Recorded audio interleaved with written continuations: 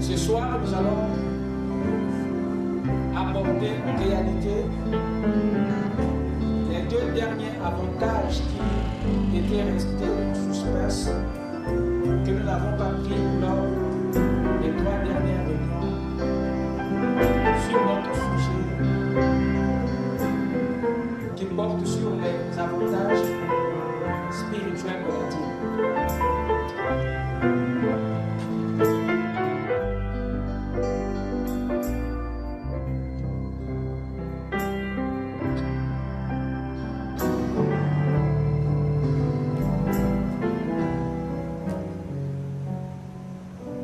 Que le Seigneur vous bénisse. Amen. Que Dieu vous bénisse. Amen. Nous remercions le Seigneur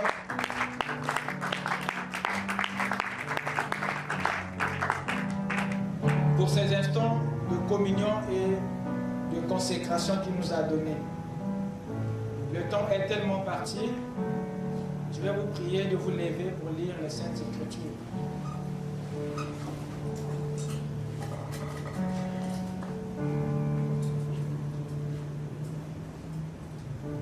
Allons-y dans Malachie chapitre 3, le verset 10 à 12.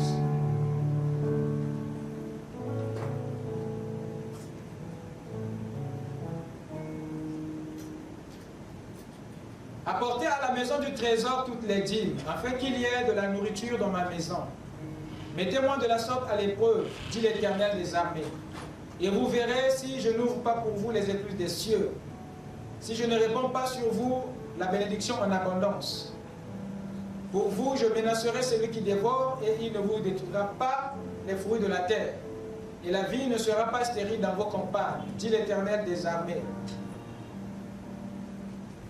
Toutes les nations vous diront heureux, car vous serez un pays de délices, dit l'Éternel des armées. Amen. Amen. Prions le Seigneur. Dieu notre Père,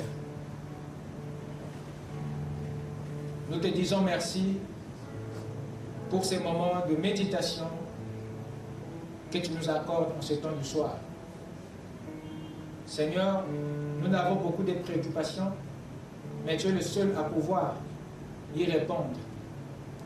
Je prie, Père, ô Dieu, que tu nous visites ce soir au travers de ta parole. Ne nous laisse pas repartir tel que nous sommes venus.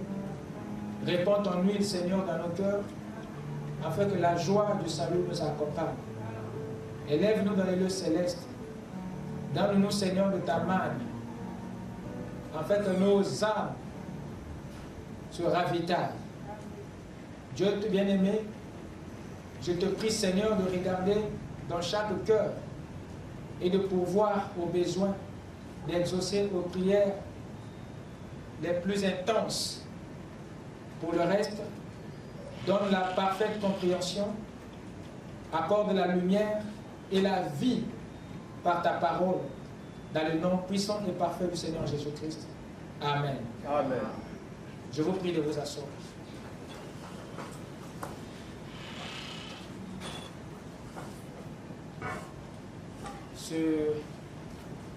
Ce soir, nous allons aborder en réalité les deux derniers avantages qui étaient restés en suspense, que nous n'avons pas pris lors des 3 dernières réunions sur notre sujet qui porte sur les avantages spirituels de la dîme. Je vais essayer par la grâce du Seigneur aborder rapidement ces points avant de vous laisser partir. Nous sommes toujours sûrs pourquoi devrions-nous payer la dîme. Et le point d'insistance se porte sur les conséquences positives de la dîme, donc les avantages. Récemment, nous avons avec vous abordé un aspect bénéfique de la dîme. Nous sommes allés dans les Écritures pour voir les plaintes du peuple Et à l'issue de cet échange, Dieu était sorti victorieux parce que le problème ou la faiblesse n'était pas à son niveau, mais à notre niveau. Et Dieu nous a fait comprendre que si nous ne voyons pas ces avantages, nous devons vérifier à notre niveau pour voir si et seulement si nous n'avons pas été négligents quelque part, si nous n'avons pas refusé quelque part, si nous n'avons pas donné à la mauvaise personne au mauvais endroit. Il y a pas mal de facteurs que le Seigneur nous a fait voir qui sont effectivement des facteurs qui emprisonnent en fait nos bénédictions, qui sont des facteurs qui annulent, qui modifient toutes les bénédictions liées à cette grande offrande appelée la dîme. Et nous avons encore vu un autre aspect très important. Au milieu de toutes les offrandes bibliques, il s'est avéré que la dîme est la seule offrande auquel Dieu a attaché 5 grandes promesses. Nous les avons alignées et nous avons amorcé une étude détaillée de ces promesses. Et nous avons découvert que dans le langage de Dieu, dans son message vers le peuple, le Seigneur a souligné 5 grandes promesses qu'il a rattachées à cette offrande spéciale. Il nous a montré dans sa parole que lorsque nous obéissons à cette recommandation, nous bénéficions automatiquement son engagement dans notre vie.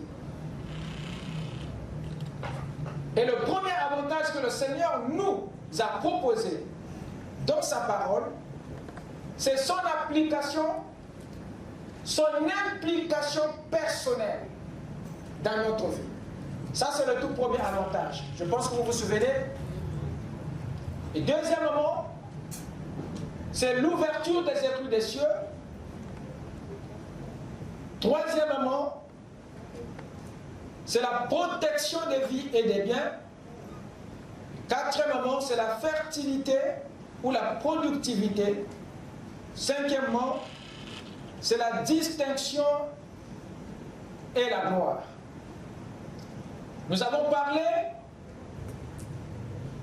de l'implication de Dieu dans notre vie et de la portée de sa présence dans notre vie. Nous avons vu ce que le prophète a déclaré au sujet de cela. Et nous avons ensuite abordé le deuxième avantage, les éclus des cieux. Et nous avons compris ce que Dieu voulait dire par ces expressions. Et nous avons découvert que l'abondance que le Seigneur a parlé dans la deuxième bénédiction n'était pas une seule bénédiction, mais une diversité de bénédictions en quantité incommensurable. Et nous avons aussi compris que cette bénédiction n'est pas quelque chose qui vient de la terre, mais qui vient d'en haut. Et ce qui vient d'en haut est toujours plus grand que ce qui vient d'en bas. Et nous avons vu que dans ces grands lots de bénédictions, il y avait plusieurs natures.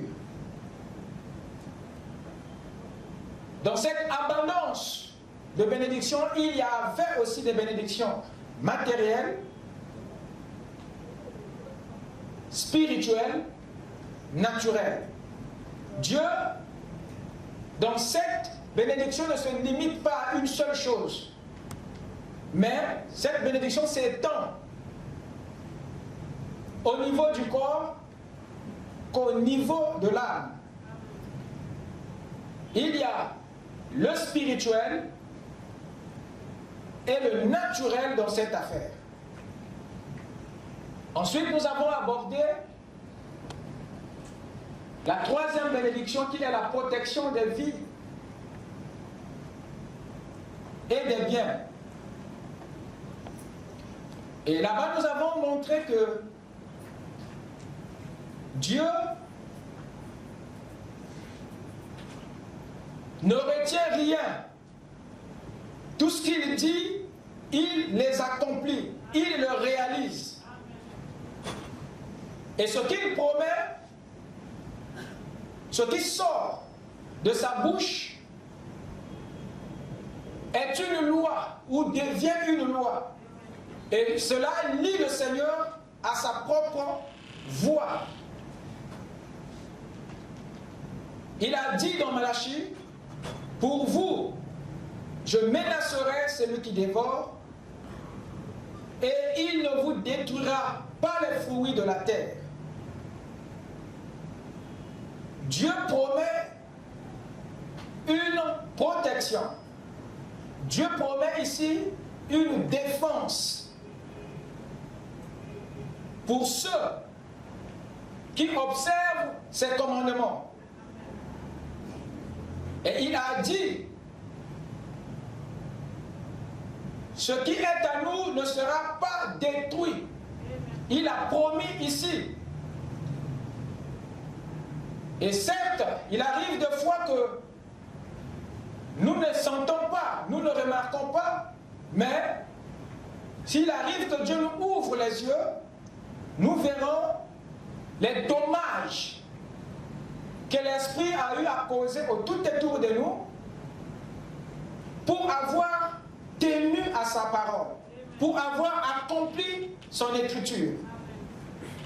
Et toujours dans la protection des vies, nous avons lu Paul dans Galates 5, verset 10. Là où il dit que j'ai cette confiance en vous, dans le Seigneur, que vous ne penserez pas autrement. Mais celui qui vous trouble, quel qu'il soit, en portera la peine.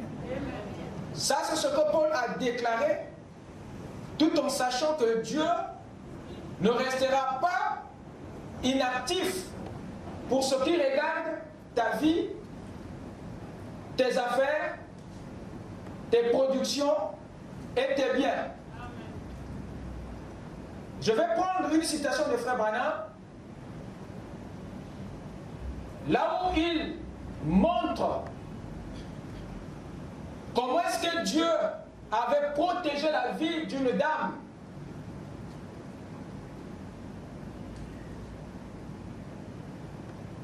Lorsque cette dernière avait tenu à la parole. Je vais aller dans la religion de Jézabel ici, paragraphe 109, j'aimerais que vous lisiez avec moi. Et à ce moment-là, comme son mari était mort et que son organisation était morte, alors elle était maintenant prête à écouter la parole du prophète. Alors quand le prophète est arrivé à la porte et qu'il lui a demandé un peu d'eau, elle est allée lui en chercher. Ensuite, il a dit, apporte-moi une mesure de farine. Elle s'est retournée et elle a dit, l'Éternel est vivant, je n'ai que la quantité qu'il me faut, rien de plus.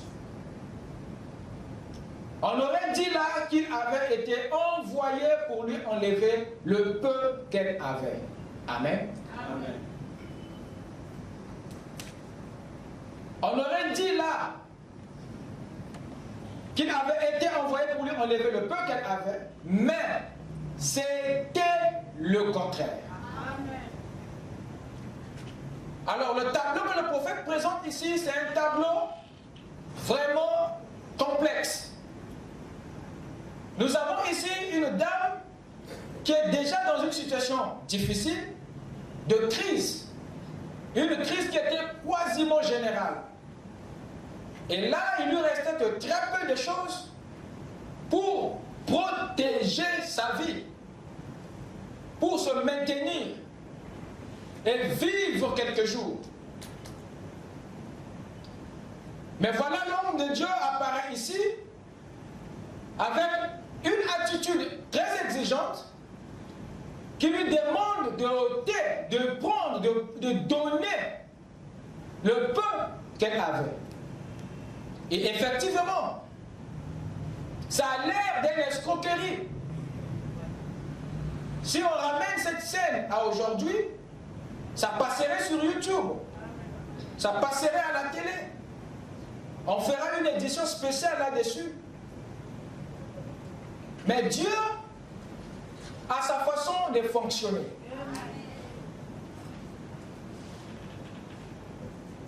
Frère Branham montre ici que Élie n'était pas venu récupérer, mais il était plutôt venu pour donner. Amen.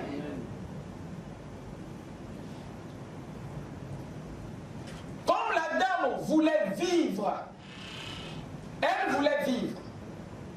Mais la situation, la crise lui avait fait déjà miroiter sa fin, miroiter la mort. Elle avait déjà vu la mort. Parce que le peu qu'elle avait ne pouvait pas lui faire vivre au-delà des jours. Et qu'est-ce qui s'est passé? Elle était aux abois. Nous ne savons pas comment faire pour rester en vie, pour protéger la vie. Alors Dieu vient à cet instant-là pour lui arracher la chose qui devait lui accorder quelques secondes de vie. Dieu voulait prendre le peu pour lui donner le beaucoup. Mais il est difficile, lorsqu'on se trouve dans ces conditions, de voir la vie, le monde de cette manière. Parce que la plupart des temps, nous protégeons le peu. On ne veut pas le perdre. C'est une réaction normale. Mais pour le royaume, ça ne se passe toujours pas comme ça. Dieu a des principes. L'un de ces principes, c'est qu'il ne se sert pas de ce qui te manque. Dieu n'utilise pas ce qui te manque. La plupart des temps, quand on est dans une situation, on pense à ce qu'on aurait dû avoir. On pense à ce qui nous manque. Mais on ne prête pas attention à ce que nous avons. Vous savez pourquoi? Parce que ce que nous avons est tellement maigre, est tellement petit, est tellement insignifiant qu'on ne croit pas que de là, la solution à notre problème peut venir. Raison pour laquelle Dieu nous surprendra toujours. Et toujours, aussi longtemps qu'on ne comprend pas le fonctionnement du royaume. Le royaume ne fonctionne pas avec ce qui nous manque, nous, mais le royaume fonctionne avec le peu que nous avons. Souvenez-vous, un jour, Moïse est tenu devant Dieu. Il a avancé ses raisons. Il a montré, frère Madame dit, il a présenté à Dieu ces 7 grandes faiblesses, parmi lesquelles le likoukouma. Moïse était bègue. Moïse bégayait. Et quand il dit à Dieu que, mais les gens auprès desquels tu m'envoies, ils ne m'écouteront pas. Il parlait là de sa situation. C'est-à-dire qu'il n'y a aucune révélation qui se mettra à dire du haut de la chair qui sera comprise à cause de sa langue difficile. Donc il montre à Dieu qu'il me manque le langage. Et comme il me manque ce qui m'aurait aidé, alors ça ne peut pas marcher parce qu'il me manque ce qui m'aurait aidé. Mais Moïse ne voit pas que le peu qu'il a, c'est tout ce que le royaume a besoin pour réussir. Il a dit à Dieu, ça ne marchera pas. Moi déjà je pète. Dieu dit, ok, j'utiliserai Aaron ton frère, qui sera ton porte-parole. Parce que lui depuis l'enfance, il comprend ton bégaiement. Là il est décloué. Il dit, mais Pharaon a des chars. Il y a une armée. Mais moi, je suis un fermier, moi. Dieu dit, ok, ça c'est vrai. Tu n'as pas d'armée. Tu es fermier. Tu n'as pas ce que l'Égypte a. Mais, qu'as-tu dans la main? Moïse avait pensé à tout, sauf à ce qu'il avait dans sa propre main. Je pense que ce soir, tu retiens quelque chose dans ta main que tu ne vois pas. Et c'est ça notre aveuglement. Il y a quelque chose entre tes mains, mais dans lequel tu ne crois pas, que tu ne vois pas, parce que c'est insignifiant. Il lui dit, qu'as-tu dans ta main? Moïse le regarde comme ça. Il dit, oh, mais j'ai un bâton sec ici. Dieu dit, c'est ça. Il dit, c'est ce bâton-là. Moïse dit, oh. Ça, il dit, c'est tout ce que j'ai besoin. Comme tu n'as pas tout, mais au moins ça, tu l'as. On ne peut pas compter sur ce que les autres ont. Mais compte sur ce que tu as. Peu importe sa taille, ça peut faire des dégâts. Et nous vivons comme ça dans des situations non résolues. Croyons qu'on est moins intelligent. Croyons qu'on est moins équipé. Croyons qu'on a peu de ressources. Croyons qu'on n'a pas trop de relations. Croyons qu'on n'a pas de gens devant. Croyons qu'on n'a pas trop de diplômes. Croyons qu'on n'a pas trop d'opportunités. Mais entre-temps, tu as une pensée. Tu as une petite idée. Mais c'est ça le bâton qui paraît sec à tes yeux. Mais tu ne sais pas le contenu de cette idée. Essaye d'accomplir cette idée. Tu vas voir comment est-ce qu'elle va résoudre les problèmes qui demandaient beaucoup de moyens. Nous sommes nombreux à avoir nos petits bâtons secs. Mais nous ne savons pas la fertilité qui est dans ce bâton sec. Écoutez, le rocher dans le désert, c'est le lieu le plus sec dans le désert. Quand vous voyez le désert, ce n'est pas le sable qui est le plus sec. C'est le rocher du désert qui est l'endroit le plus sec. Ce n'est pas la terre, ce n'est pas le sable. C'est la pierre du désert. Mais de l'endroit le plus sec du désert est sorti les eaux. Mais les eaux étaient depuis toujours. Mais le peuple ne pouvait pas voir que dans la pierre se trouvent les eaux. Même toi, tu ne peux pas voir ça. Mais cette pierre, le rocher des âges les accompagnait toujours. C'était toujours avec eux. Ça les avait suivis depuis l'Égypte. Ça les accompagnait dans le désert. Et il était fertile. Ce rocher était humide et non sec. Ils l'ont su quand le bateau est tombé dessus, les eaux sont sorties. Amen. Amen. Donc, quand vous dites que non, il n'y a rien, on est dans le désert. Oh. Mais même la pierre qui est là, vous n'avez aucune idée. Donc, voilà comment est-ce que nous, les enfants de Dieu, on se minimise. Or, Dieu ne veut pas que nous ayons cet aperçu de la vie. Ne regardez pas votre vie comme si Dieu est absent. Ne voyez pas comme si Dieu vous a placé dans une ville où il n'y a pas de solution. Non. Non. Il serait injuste s'il faisait ça. Déjà, il a dit dans la Bible qu'il ne vous soumettra à aucune tentation que votre foi ne pourra vaincre. Il laissera toujours une porte. Donc, dans ta situation difficile, il y a une petite porte. Jusqu'à ce que tu la voies.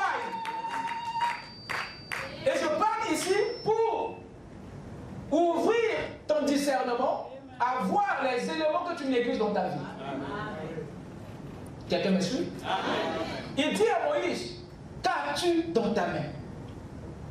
Moïse regarde, il dit, mais j'ai un bâton. Il dit, oui, c'est ça la chose. Il dit, comment ça? Il dit, jette ce bâton, tu verras. Vous imaginez?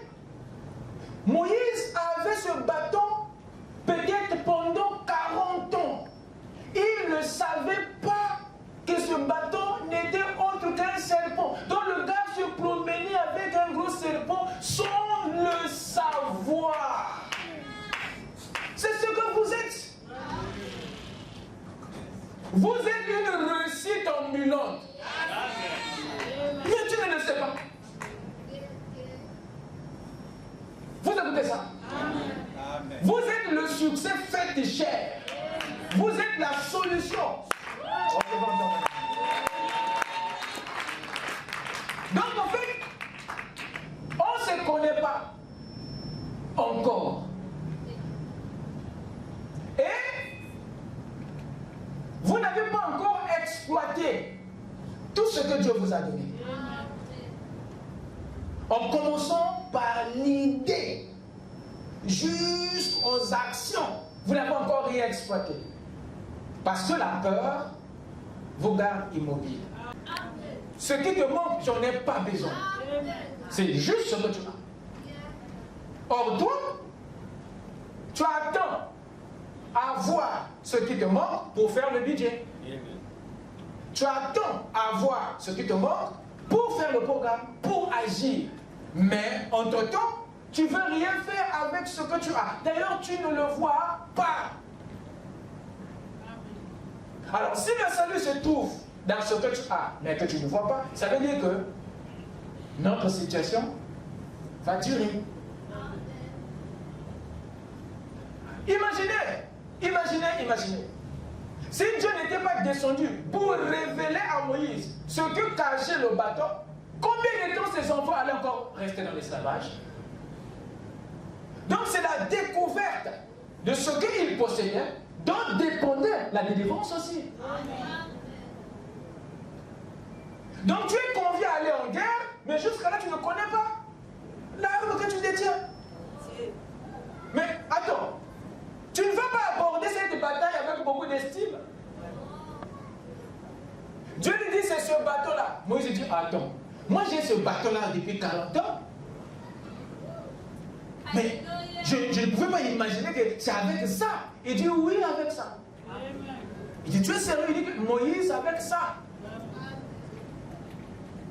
Tu veux? Jette-le par terre, tu me donneras raison. Moïse dit moi aussi je vais te prouver. Il jette le bâton. Quand il jette le bâton, son propre bâton, la Bible dit Moïse a décalé. Il a eu peur de son propre idée. Il dit mon idée était comme ça. Quand il a jeté, la Bible dit un serpent est sorti et lui il a voulu fuir. Dieu l'a dit coquille ma tête, mais c'est ton affaire, mais c'est ton bâton. Il dit mais je savais pas. Il dit voilà.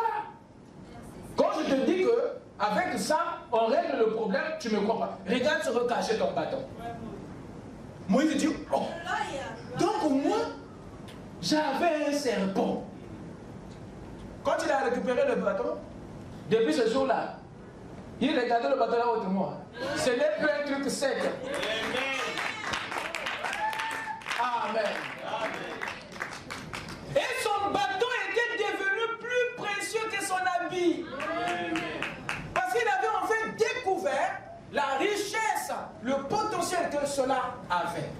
Je t'apprends ce soir, il y a quelque chose en toi. Il y a une idée en toi qui est riche et que tu peux jeter par terre, que tu peux accomplir, que tu peux essayer. Tente, essaie de s'aimer cette idée, essaie de jeter ça par terre, ça va fleurir. Quelqu'un dit amen? Amen. Dieu n'a pas besoin de ce qui te manque. Dieu ne se sert pas de ce qui te manque. Dieu se sert que de ce que tu as. Peu importe sa taille. Que Dieu nous aide à regarder en nous pour identifier ces petites choses. Et quand il descend en Égypte, mes amis, les Égyptiens avaient pitié de lui. Parce que c'est un civil. Un vieux qui descend juste avec un bâton. Tu es sérieux là? Et tu viens nous dire que tu es venu nous faire sortir. Il dit, mais mon cher. Mais c'est les scorpions du désert qui t'ont trop piqué ou quoi? Mais Pharaon a des belles 21. Pharaon a l'armée la plus puissante au monde. Tu descends ici pour nous chercher avec un bâton. Voilà pourquoi c'était difficile. Que les gens le croient. Et Fobana me dit, si l'Égypte avait su où se cachait la force de Moïse, il aurait dû seulement lui voler son bâton. Il aurait seulement volé ce bâton. Et ils auraient donné peut-être le retard à Moïse. Amen. Voilà pourquoi le diable est à la tête de savoir où se cache ta force. Il cherche à savoir, tu as fait comment pour réussir? Comment tu as fait? Il est dans le comment. Mais le pourquoi, il ne sait pas. Amen. Quelqu'un dit Amen? Amen. Et Moïse, je dis bien, a tout réglé. Tout réglé avec son bâton. Tout réglé avec ça. Mais c'était quelque chose qui était informe et vide. Amen. Je me souviens d'un jeune, il s'appelait Samson. Il était en difficulté, quadrillé par des Philistins. Il n'avait plus quelque chose en main, même pas une lance, même pas une épée. Il était environné de 1000 Philistins. Personne ne peut sortir d'une telle attaque. Et ses yeux sont tombés sur une petite mâchoire d'âne qui avait fait je ne sais pas combien d'années là. Avec le temps, vous savez, les os parfois s'effritent. Hein? Alors, il s'est dit, bon, à défaut du pigeon, on mange le corbeau. Je n'ai pas de l'épée, je récupère ce qui est là. Parce que si j'attends ce que je n'ai pas, je vais mourir. À défaut du pigeon, on mange le corbeau. Ce sont les instincts de survie. Pour dire qu'à un certain moment dans la vie, il ne faut pas trop compliquer. Si tu attends trop là, tu vas mourir. Amen. Parfois, Dieu éloigne les autres pour que tu regardes en toi. Amen. Donc Dieu ne repousse pas les gens pour les repousser, non? Lorsqu'il veut t'amener à la découverte de soi, Dieu éloigne le monde. Alors, ce qui dérange Dieu, c'est que tu cherches à le connaître lui, alors que jusqu'à maintenant, tu ne te connais pas encore toi-même. Amen. Vous allez aller où avec Dieu? Tu iras où avec Dieu lorsque tu ne te connais pas d'abord toi-même? Alors Dieu, notre Père, aime être servi par des hommes et des femmes qui se connaissent qui ils sont. Voilà ceux-là qui savent qui est Dieu. Alors pour te donner cette révélation de qui tu es, cette révélation de soi, Dieu qu'est-ce qu'il fait? Il t'éloigne du monde. C'est là où tu peux bien fouiller en toi, regarder en toi. Et faire porter maintenant l'attention sur des éléments que tu ne pouvais pas voir en présence du public. Quand vous êtes seul, hein, c'est là où votre œil s'ouvre. Vous commencez même à voir la plus de... Parce que tu es seul et qu'il y a même une connexion avec l'environnement qui se fait. Parce que la présence du monde modifie ton comportement, te distrait. Alors quand le monde part, alors il y a une connexion qui se fait entre toi et ton environnement. Et tu commences à sentir, tu commences à voir même le déplacement des fourmis, tu commences à sentir, facilement tu commences à sentir les choses. Même les présences des esprits, tu peux facilement les détecter. Quelqu'un m'écoute? Amen. Samson s'est dit, je fais comment? Je n'ai pas d'arme. Et il était comme ça, c'est une mâchoire. Il a mis la main sur ça. Et les Philistins ont eu des problèmes au dos. Avec cette petite mâchoire, on n'a pas compris comment une telle mâchoire qui tombait sur le corps des hommes valides sans s'effriter. Samson les a massés avec cette mâchoire jusqu'à la dernière personne. Et il s'est tenu debout avec la mâchoire à la main. Et il a regardé la mâchoire, il a dit, Dieu doit être dans cette affaire. Oui. Oh, je veux que ce soir que tu mettes la main sur ta mâchoire.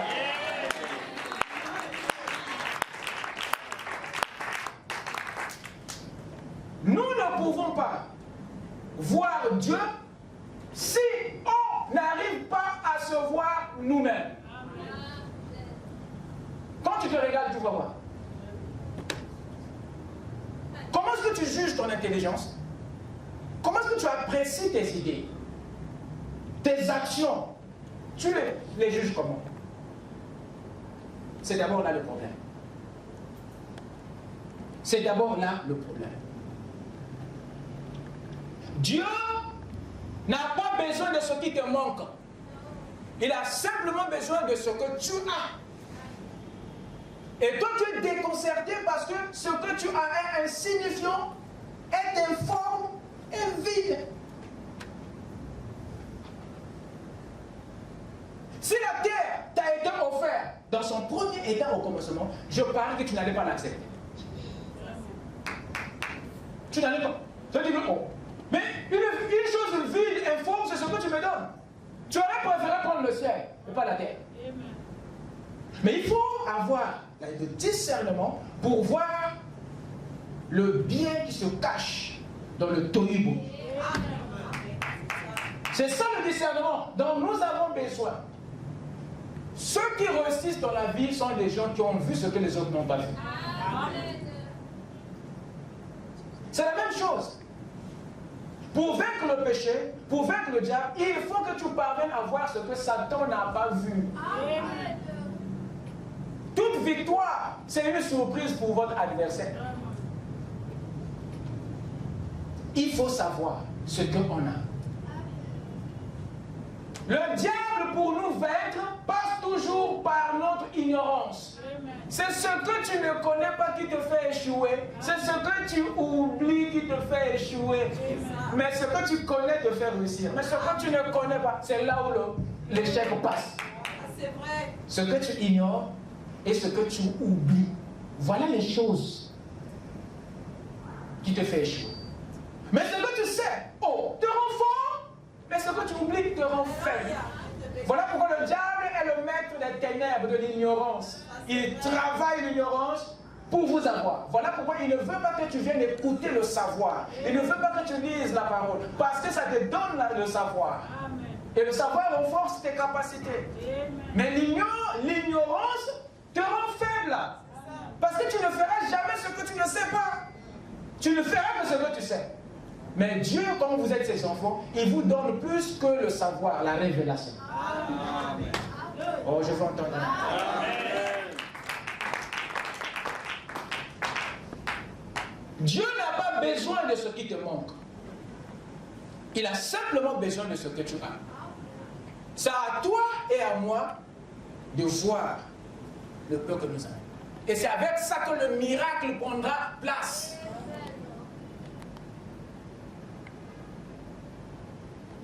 Il y avait dans la Bible une veuve. Elle venait de perdre son mari. Et voici le créancier vint. Parce que son mari en partant avait laissé une grosse dette. Et c'était à la veuve de payer ça. Le créancier l'a menacé de prendre les enfants et de les réduire en esclavage. Elle était désemparée. Et vous savez, quand on prend les petits enfants pour les réduire au service, à l'esclavage, c'est l'abus. Les enfants seront abusés. Quand ils partent, ils seront abusés. Alors, à cette époque-là, c'était dangereux parce que quand tu perds des enfants et qui sont traduits, amenés dans la servitude, alors ils sont sous la juridiction d'un autre maître et il a le droit de faire n'importe quoi. Et la dame, c'était la seule chose qui lui était restée. Mais la grosse dette de son époux était sur le point de lui arracher les enfants. Alors, elle a regardé tout autour de lui. Elle n'a pas un business, elle n'a pas une économie, elle n'a pas quelque chose pour restituer cette grosse dette. Elle a pensé à tout, sauf à elle. Elle a pensé à tout, sauf à sa maison. Elle a pensé à tout, sauf à ce qu'il avait. Parce que, de façon générale, elle n'avait rien pour faire face à la situation. La Bible dit, elle quittait sa maison pour aller chez le prophète Élisée. La dame alla crier chez le prophète. Il dit, je suis foutu. Voilà, mes enfants sont sur le point de partir. La dette de mon époux, je ne sais pas. Et je ne sais pas comment faire. Et le prophète lui dit, mais je n'ai rien à faire pour toi. Qu'est-ce que je peux, moi, faire? La dame s'est dit que le prophète Élisée, lui, a la chose qui peut résoudre mon problème. C'est une réaction naturelle. De toute façon, penser que la solution viendra d'ailleurs. Voilà pourquoi elle a quitté la maison vers le prophète. C'est un mécanisme habituel. Mais le prophète lui fait savoir que non. Même moi, je ne vois pas ce que je peux faire. Le prophète Élisée lui a posé la question. Tu as quoi à la maison? La dame répond, il dit, je n'ai rien. Sinon, un petit pot avec 2 ou 3, 4 gouttes d'huile. Élisée dit, mais tu as quelque chose. Oh, mais c'est dans la Bible, hein? La dame dit, je n'ai rien, sinon un petit pot d'huile. Je n'ai rien, sinon, ça veut dire que ça minimise. Élisée le prophète dit que, mais c'est ça, tu as la chose en même. Elle a dit, oh. Donc la chose, tu t'es déplacé jusqu'à moi en abandonnant la solution. Il dit, qu'est-ce que tu dis là? Mais c'est ce pot-là. Il dit, repars. Moi ici, je n'ai rien à te donner. Il n'y a pas l'argent pour aller payer ta dette là. Il dit, repars d'où tu viens. Il dit, comment ça?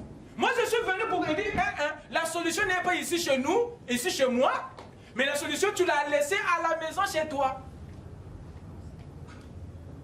Et chacun de nous ici vit dans une maison. Amen. Vous écoutez ça? Amen. Vous êtes dans une maison. Tu es une âme qui vit dans un corps. Amen. Des fois avant de sortir, de voir ailleurs, il faut visiter ton propre corps. Amen. Visiter ta maison. Amen. Et le prophète l'a ramené en soi. Il dit qu'il repart à la maison. Donc retourne. Le prophète l'a ramené en elle-même. Il dit, ce que tu cherches, tu l'as laissé en toi. Il dit, repars. Chacun de nous ce soir doit faire demi-tour en lui. Amen. Il dit, repars prendre ce petit vase d'huile. La Bible nous apprend que Élisée, le grand prophète, n'avait rien donné de concret à cette dame. Il lui avait rien donné. Il lui a plutôt ramené d'où elle venait parce que la chose qui allait résoudre son problème, elle l'avait laissée. C'est ma prière ce soir. Apprenons à backup, à repartir en nous et de voir le petit pot qui a de l'huile.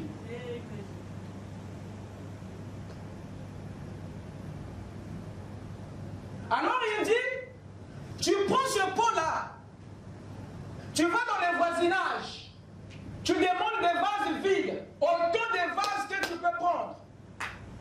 Et tu prendras ton pot-là, tu commenceras à verser de l'huile dans les pots que tu prendras dans le voisinage. La dame aussi est partie aidée par ses enfants. Ils ont demandé tous les vases dans le quartier, tout ça. Mais sauf qu'ils étaient seulement limités à Poto-Poto. Au lieu d'aller aussi demander les vases à Ouézé, Mongalino, ils se sont seulement limités à Poto-Poto.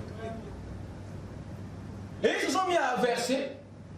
Ils ont constaté que l'huile ne faisait que couler. Vous avez vu ça? Et quand ils ont fini de remplir les vases qui étaient là, la Bible dit, et l'huile s'arrêta. Dites-moi, l'huile était finie? Non.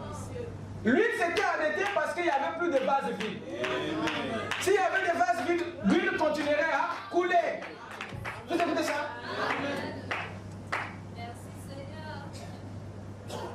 Donc il y a en nous là quelque chose qui ne peut pas cesser de réfléchir. Il y a en vous quelque chose qui ne peut pas cesser de produire.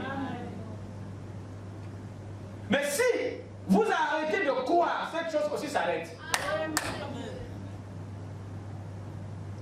Et après, elle est venue voir le prophète et dit que j'ai tout rempli, ton combien de vases, mais on va foutre. Et il a dit ok, prends maintenant toutes ces vases là et va vendre. Et l'argent que tu auras, tu payes le créancier. Elle est sortie avec tout ça et tout. Les damigeants de verset dit à qui m'a foutu à mis la grave à du bon paquet à foutu une grave sur cette année. Et c'est moi. Que Dieu vous bénisse.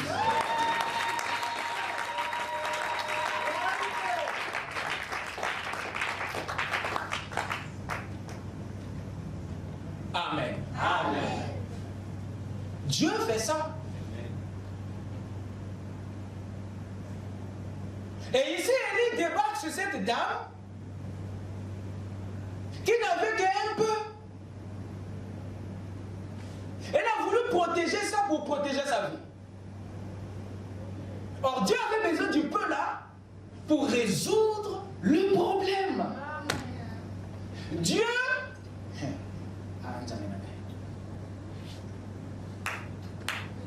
Vous êtes là? Amen.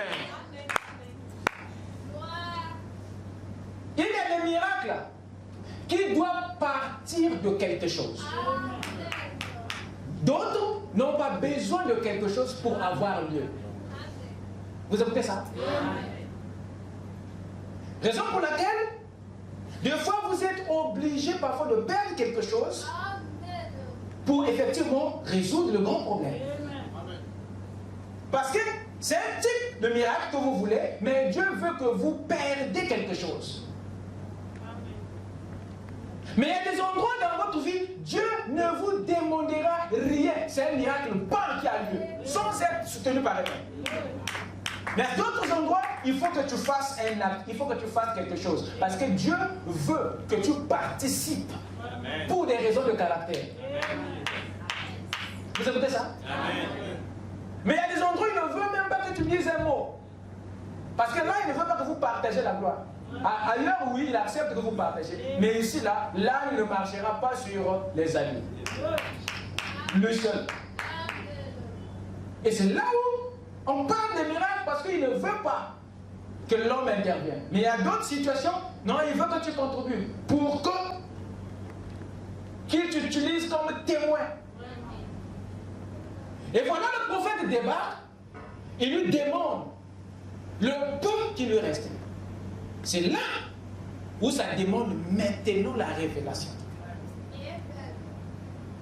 C'est Dieu qui vient exploiter le peu pour te donner le beau.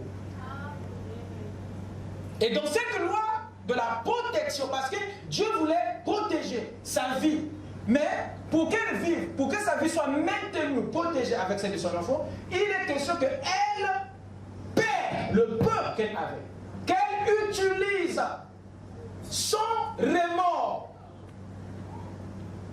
Donc l'attitude est importante dans le sacrifice. Je répète, l'attitude est importante dans le sacrifice. Il y a des choses que Dieu ne veut pas que nous donnons avec regret. Il y a des choses difficiles, il veut que nous le fassions, mais avec sourire, avec volonté. Donc il n'a pas besoin de ce que tu donnes, mais il a aussi besoin de l'humeur, l'attitude avec laquelle tu donnes la chose qui t'est difficile. Il savait que Isaac était quelque chose de difficile qu'Abraham devait donner. Mais il a demandé. Et il surveillait le visage d'Abraham. Il surveillait. Voilà pourquoi Abraham, pour le faire, regardez, quand tu as demandé Isaac, Abraham s'est arrangé à ce que Sarah ne sache pas. Amen. Je n'ai pas tout l'espace. Abraham, papa comme ça. Abraham s'est arrangé que Sarah ne soupçonne rien. Parce que Sarah était aussi une femme spirituelle. Elle savait lire le visage de son mari. Elle pouvait savoir que le Joe Yohan est comme.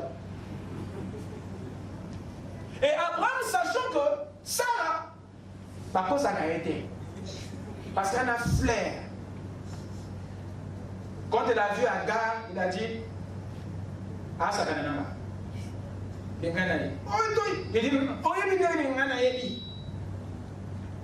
Sarah n'est pas n'importe quelle dame. Elle connaît lire les attitudes. Donc il n'y avait rien qui pouvait l'échapper. Mais Abraham, quand il a eu l'information que Dieu avait besoin d'Isaac, il s'est dit, maman ça lui a coûté des efforts pour cacher l'impression. Jusqu'à aller avec Isaac. Ça lui a coûté. Parce que si il laisse paraître quelque chose, ça susciterait, ça attirerait l'attention de Sarah. Vous écoutez ça? Amen. Donc il devait gérer ça de façon que Sarah ne dise pas. Et Dieu a demandé quelque chose auquel Abraham aurait du mal à donner son expression faciale. Alors, comme Dieu a demandé ça, Dieu regardait maintenant l'humeur, le visage d'Abraham. Et Abraham sait que si je laisse transparaître, c'est pas seulement Dieu qui verra, mais Sarah aussi verra. Et ça va compromettre mon obéissance. Amen. Donc Abraham devait gérer son attitude de façon que le sacrifice d'Isaac soit donné, soit fait dans la bonne humeur. Et c'est cette humeur d'Abraham qui a laissé Sarah tranquille à la maison, croyant qu'ils sont seulement partis offrir quelque chose à Dieu. Mais si Abraham avait révélé quelque chose, oh là là. Donc pour dire que c'était un exercice que Dieu avait donné à Abraham, parce qu'il ne voulait pas que du sacrifice, mais il voulait aussi de l'attitude qui accompagnait le sacrifice. Alors remarquez, nous avons ici une dame à qui Dieu demande le peuple tout en gardant le sourire.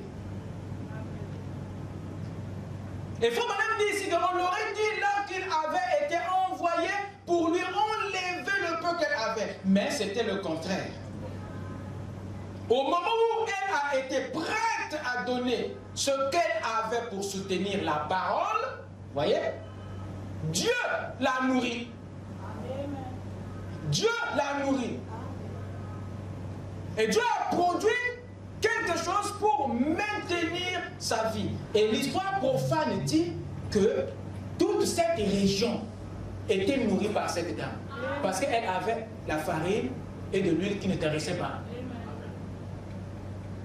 Elle a compté avec de la nourriture grâce à elle. Amen. Amen. Je vais prendre la 4e promesse pour terminer. la fertilité. Il dit ici, au verset 11, que la vigne ne sera pas stérile dans vos campagnes, dit l'Éternel des armées. Dieu ici nous promet la fertilité ou la productivité. Cela laisse comprendre que Dieu ne veut pas que ce que nous avons ou ce que nous sommes demeure sur place. Dieu veut que nous nous reproduisions, tant sur le plan spirituel que naturel. Amen. Même dans les affaires que nous faisons, il veut que ce que notre main touche se fructifie. Amen. Et l'une des clés qui engage ça, c'est la dîme. Amen. Il est vrai que tu peux fructifier sous d'autres principes, tu peux reproduire ou te reproduire sous d'autres lois, mais ce qui est mentionné ici est une fertilité, une productivité qui est en rapport avec cette offrande. Amen. Écoutez cette histoire. Écoutez cette histoire. Ce n'est pas trop lisible, mais faisons avec. Je suis ici dans la voie de Dieu qui a été préparée pour nous. Paragraphe 116 à 118. Une fois, elle avait lu une histoire au sujet d'une femme, une Sunamite. Elle se souciait beaucoup d'un prédicateur du nom d'Élisée. Alors elle avait amené une petite chambre là, sur le côté de sa maison. Il avait mis un lit, un chandelier, un siège et tout. Élisée était arrivé là, il avait vu toutes ces bontés qu'elle avait eues pour le prédicateur. Elle lui avait payé la dîme. Il ne peut pas tenir un tel langage s'il n'avait pas de bonnes relations avec le roi et les chefs de l'armée. Pour dire que dans sa position de prophète, il exerçait aussi une influence sur la politique de l'époque et sur la sécurité de son époque. Pas une influence physique, c'est-à-dire son autorité de prophète pouvait modifier le cours des choses. Il pouvait ordonner. Dites Amen. Parce que c'est les prophètes qui ont les rois. Il dit demande. Pourquoi? Ça c'est Dieu, en fin de compte, qui montre au travers de cette histoire la vérité de la productivité, ce qu'il a promis, il le montre ici. Mais quand vous lirez l'histoire, vous n'entendrez pas dire que cette Sunamite avait payé la dîme. Non, c'est Frère Branham avec les yeux d'aigle qui a vu et qui apporte les détails. Juste pour nous montrer jusqu'où la dîme peut produire des impacts. La dîme peut aller jusqu'à même à ouvrir, à déclencher la productivité à tous les niveaux de notre vie. Il dit, va lui demander, va voir ce que nous pouvons faire pour elle. S'il me faut parler au roi ou au chef de l'armée, elle a dit, j'habite au milieu de mon peuple. Donc elle n'était pas juive. Et tout va bien. Lorsque le prophète lui a demandé, non, elle a répondu positivement. Ne voulons pas trop regarder à son problème. Cette réponse, c'est la réponse que donne une personne qui ne considère pas sa difficulté, qui ne veut pas donner de l'importance à ce qui lui manque. Il ne veut, vous écoutez ça? C'est un langage de la foi. Mais Dieu sait voir derrière ta foi là, et il sait réellement ce qui ne va pas. Et il dit que non, tout va bien. Je ne manque de rien. Mais comme c'est un principe qu'elle avait activé, Dieu, le ciel, s'est mis à fouiller. Quelles sont les bénédictions de la dîme qu'elle réellement besoin. Dieu a commencé à fouiller. Depuis la première bénédiction, il s'est rendu compte que c'est la dernière. Qui manquait dans sa vie. Va lui demander. Va voir ce que nous pouvons faire pour elle. S'il me faut parler au roi ou au l'armée, je le ferai. Elle a dit, j'habite au milieu de mon peuple et tout va bien. Il a dit, très bien. Va lui demander ce que je peux faire. La manière que le prophète insistait, c'est comme si cette pression venait de lui-même. Non, c'est Dieu qui était en train de pousser son prophète pour régler le problème de sa fille. Vous écoutez ça? Amen. Va lui demander ce que je peux faire. Géasi a dit, elle est stérile. Elle n'a pas d'enfant. Vous écoutez ça? Amen. Il a dit, va lui dire, Michael, ainsi dit le Seigneur, dites Amen, vers cette époque de l'année, à la période de la vie, elle aura un fils et elle l'a eu, dit Frère. Vous écoutez ça? Ce qui revient à dire que ce dont elle avait besoin, qu'elle attendait toutes ces années, était en rapport, était caché dans cette affaire. Et quand elle a exécuté, Dieu était tenu, effectivement, d'accomplir la bénédiction qui était liée à ça. Et la fertilité, la productivité fait partie de la promesse liée à la dîme. Quelqu'un peut dire Amen? Amen. Que Dieu vous bénisse. Le temps est parti. Oh là là. Je prends la dernière. Je ne vais pas quand même revenir prochainement sur ça. Non, non, non, non. Je prends la dernière, la distinction. Amen. Vous me permettez? Amen. On va rentrer dans le foyer. Chacun sera sur son lit. La distinction et la gloire. Malachie 3, 12. Toutes les nations vous diront comment? Heureux.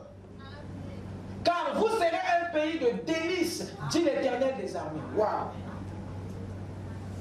C'est fort. Lorsque Dieu dit ceci, mes chers amis, il dit, toutes les nations vous diront heureux. Qu'est-ce que ça veut dire? Ça veut simplement dire que lorsque le peuple va s'accrocher au commandement de Dieu, Dieu aussi va s'atteler à ses promesses. Et il fera quoi? Il dit qu'il s'arrangera de façon que les autres nations voient en vous un bonheur qu'eux ils n'ont pas. Voilà pourquoi ils vont vous dire heureux. Donc il bien. Voilà, c'est ce que ça veut dire. Ça veut dire que Dieu vous distingue quoi? De façon que Dieu vous rend salé, Dieu vous donne une joie, vous donne une humeur, vous donne quelque chose qui manque à l'humanité. Et il voudra être comme vous, il voudra avoir ce que vous avez. C'est la distinction. Mais ces nations-là ne sauront pas d'où vous tirez ce bonheur. Je parle à quelqu'un? Car vous serez un pays de délices, mon Dieu, l'éternellement. Dit l'Éternel des armées. C'est-à-dire, vous serez un endroit où les autres viendront s'approvisionner. C'est pas étonnant. C'est pas étonnant que même à l'école, que les autres viennent même voler ta copie pour copier. C'est pas étonnant que Dieu te donne l'intelligence qui te fait distinguer, qui fait que on vient te demander conseil, qu'on vient. Vous dites Amen? Cette distinction-là, vous la tirez parfois d'ici, vous ne le savez pas. Parce que quand Dieu décide de te faire distinguer, il te donnera ce que les autres n'ont pas. Parce que tu ne peux pas te faire distinguer si tu as la même chose que moi. Ça ne marche pas. Donc quand il dit ça, ça veut dire qu'il te donnera quelque chose que seul toi posséderas. Et les autres sont obligés. C'est ce que tu fais? Dieu fait ça. D'ailleurs, tel que vous êtes là, chacun de vous a quelque chose d'unique. Voilà pourquoi tu n'es pas moi et moi je ne suis pas toi. Et ce que tu as, je suis tenu de venir vers toi. Si je ne viens pas, je meurs. Et pour rien. Et Dieu ne portera jamais le fardeau d'une telle mort. C'est ce principe de la distinction. Tu porteras quelque chose qui fera que les autres viennent le chercher. Tu auras quelque chose que nous, on n'aura pas. Parce que nous servons un Dieu de la distinction, de la variété. Et il fera que tu brilles, ta lampe brille. Et la dîme fait ça. Quelqu'un m'écoute? Alors, ceux qui craignent l'Éternel se parlèrent l'un à l'autre. L'Éternel fut attentif et il écouta. Et un livre de souvenirs fut écrit devant lui pour ceux qui craignent l'Éternel et qui honorent son nom. Ils seront à moi, dit l'Éternel des armées. Ils m'appartiendront au jour que je prépare. J'aurai compassion d'eux comme un homme a compassion de son fils qui le sert. Et vous verrez de nouveau la différence entre le juste et le méchant, entre celui qui sert Dieu et celui qui ne le sert pas. C'est la distinction. Et Dieu dit c'est maintenant qu'il va le faire. Quelqu'un peut dire amen? Proverbe déclare, il y a grande abondance dans la maison du juste. Mais il y a du trouble dans les profits du méchant. Et vous êtes les justes. Et Dieu met l'abondance dans votre maison pour que le juste vienne trouver la solution. Et il fait ça pour créer la différence. Quelqu'un peut dire amen? Oh, que le Seigneur vous bénisse. Que Dieu vous bénisse.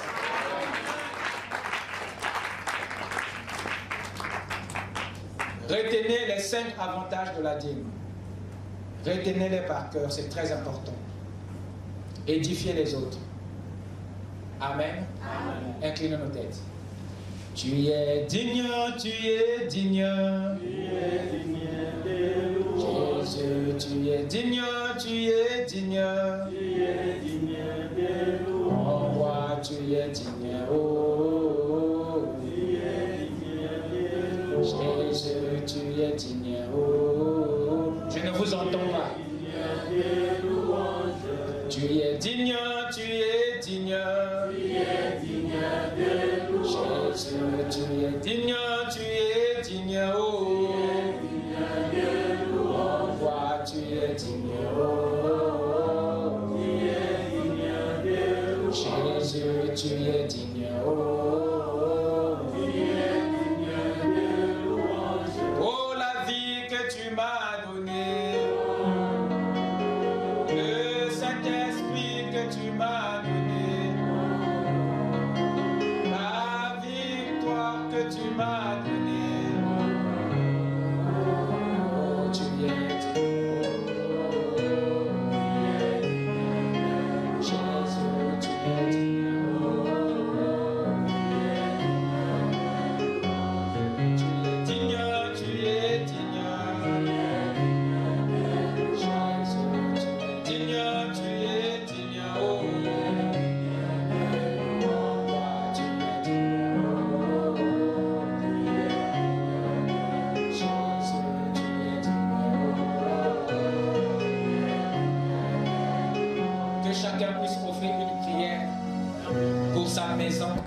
Pour sa famille, pour sa vie, pour sa marche, pour ses projets, que chacun élève sa voix dans son cœur et qu'il parle à son Créateur.